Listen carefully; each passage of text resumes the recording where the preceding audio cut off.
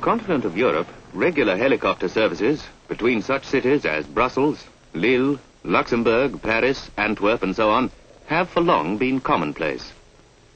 But in Britain, apart from one or two short-lived experiments, regular passenger services by helicopter are unknown.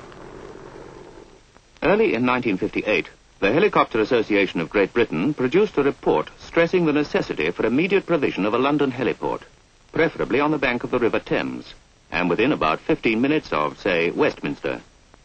In the absence of any official response to this report, Westland Aircraft, who are the largest constructors of helicopters in Europe, decided to take the initiative themselves and to build and operate a temporary heliport on the south bank of the Thames at Battersea. This would provide a fourth and more central air terminus for London: Gatwick, Southend, London Airport, and now the heliport. And the site was in line with the recommendations of the Helicopter Association's report. By road from Hyde Park Corner, 12 minutes. From Westminster, 14 minutes. And by launch from Blackfriars, 20 minutes. Messrs. Lewis and Duvivier, in association with Mr. H.J.B. Harding, were consulting engineers for the project. Consulting architect for the buildings was Mrs. Caroline Aubussier.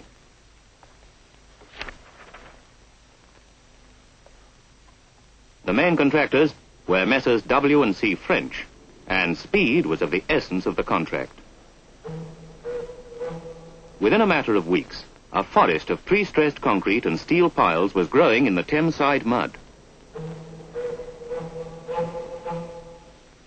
It had been debated whether a floating platform would be preferable to a fixed one.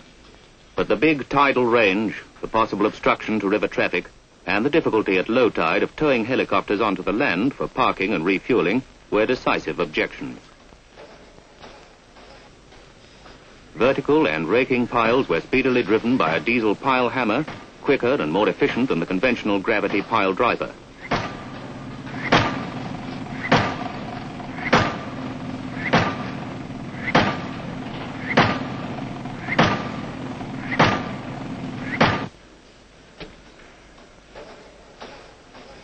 Concrete for the 21-inch thick reinforced concrete landing platform was mixed in a half cubic yard mixer with power loading of the aggregates.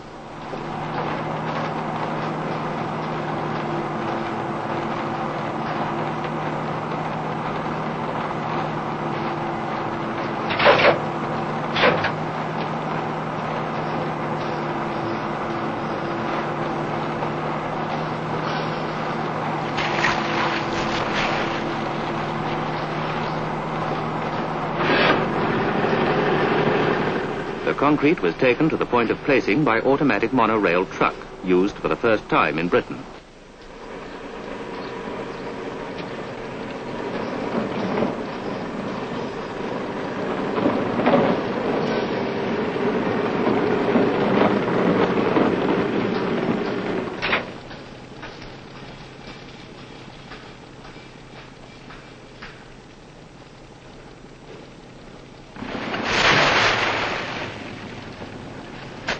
And vibrated into a dense mass.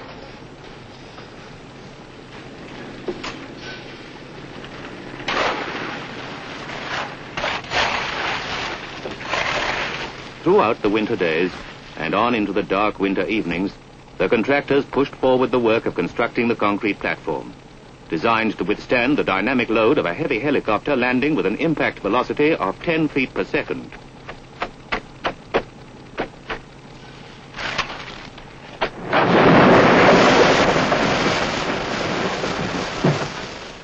On land, the hard core for the ramp and parking area was compacted with a frog rammer.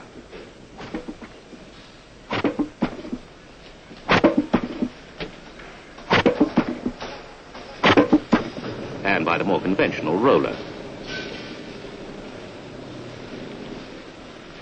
The underground tanks, providing storage capacity for 5,000 gallons of gas turbine fuel and 3,000 gallons of petrol, are lowered into position.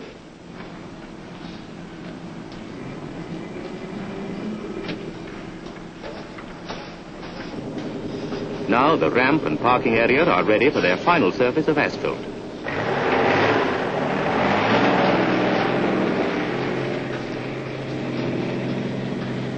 Meanwhile, the 130-foot-long timber-decked slipway has been constructed for launching the river rescue boat that will stand by during all landings and takeoffs.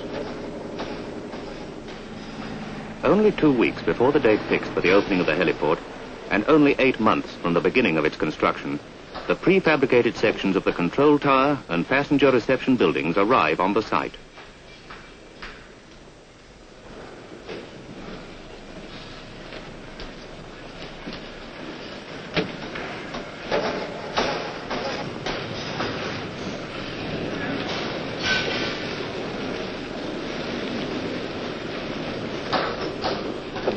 The helicopter landing sign is painted on the landing platform, while the control tower receives its final touches.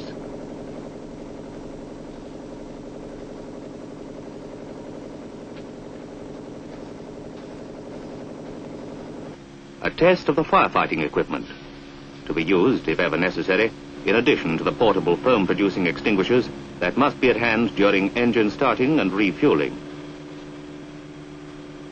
All is now nearly ready. The anemometer is put in position on the control tower.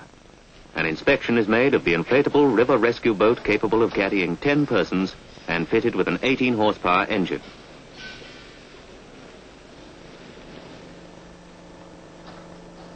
A practice landing is made on what will be, with the prevailing southwest wind, the standard approach route, upriver from the Battersea Railway Bridge.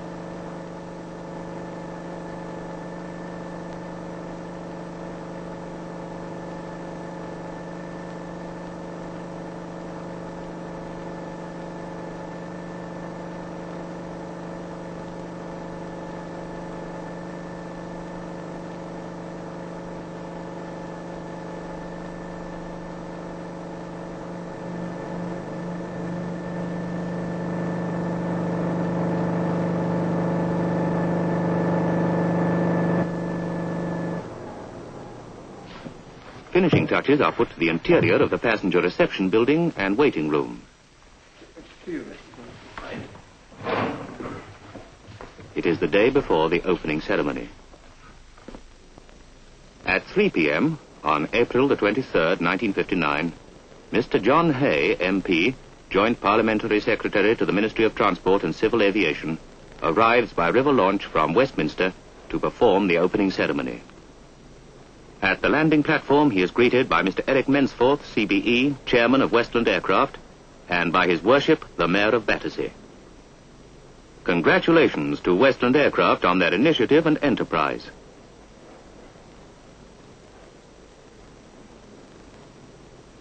And then, a quick snip of the scissors, and London's first heliport is open for commercial traffic.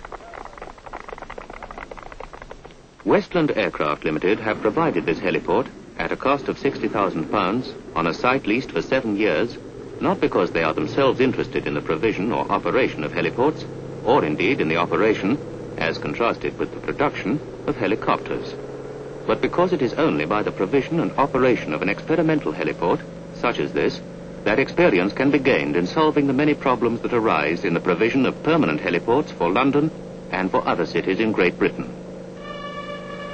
As always, Westland Aircraft have given a lead.